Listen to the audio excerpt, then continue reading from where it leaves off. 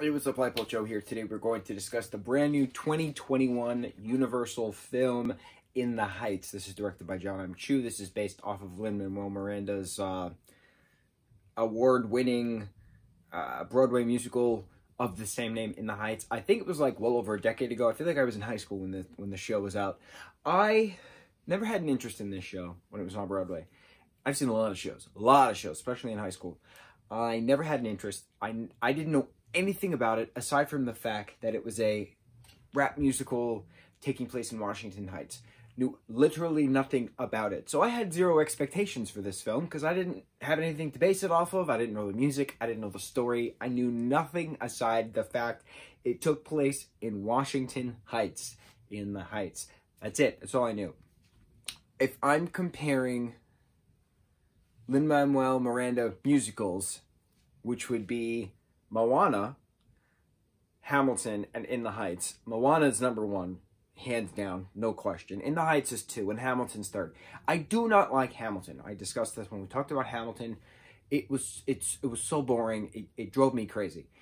This musical, again, I can't compare it to the Broadway show because I've never seen the stage production. Parts of this 2.5-hour-long movie were so slow and unnecessary for the story of the film progression, you know, going fast.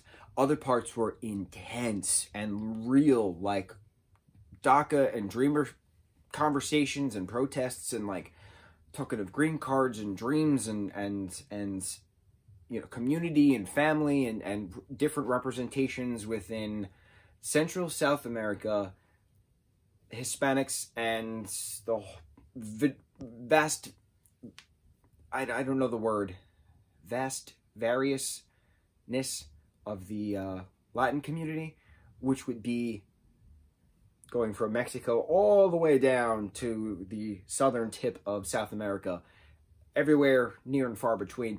Wow, this had really intense moments. Other parts I was bored to tears, but this had really intense moments. I think that's my issue with this movie. There was no middle. There was either high or low. There was no middle.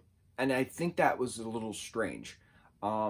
Just like on an energy front. For instance, like the stuff that sticks out the most is, you know, what was it, Benny and Nina dancing on the side of the building. That was awesome. The whole song of Sonny singing in the pool, incredible. The whole beauty parlor dancing and musical number, that was awesome. The Carnival de Barrio, whatever the hell the name of the song was, at the end of the blackout, incredible. But like low moments, like deep, heavy moments, that protest, heavy. That Abuela passing, heavy. Like her whole crossing over song, heavy. But like certain parts were a little strange. I don't know. It didn't seem balanced. I don't know how to explain it. It just didn't seem balanced. I really liked it. I didn't love it, and I won't see it again. But everyone did a great job. Everyone did a great job with the material that they were given. I know this was supposed to come out last year, but it didn't because of the COVID-19 pandemic. So I watched it on HBO Max conveniently because Universal does some film releases on HBO. But Fast and Furious 9, man, like, that's not coming to HBO Max immediately. Conjuring came out to HBO Max immediately. Don't know why Universal won't drop that F9, but whatever. So yeah, for not having expectations, for not knowing anything about the show, for not knowing anything about the musical, the guy who plays Usnavi is incredible. I know he's from Hamilton, but he's incredible. He's incredible. And the girl who's in Orange is the New Black, can't remember her name. Having her being in this, playing Daniela, hysterical, perfect, beautiful. I really liked it. I will give it a solid 8 out of 10. It was great. And I know that this movie means a lot to a lot of people. From various backgrounds and ethnicities.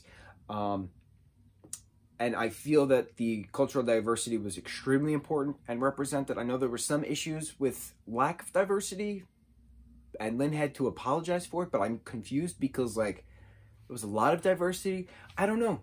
It's not my field. of expertise. I don't know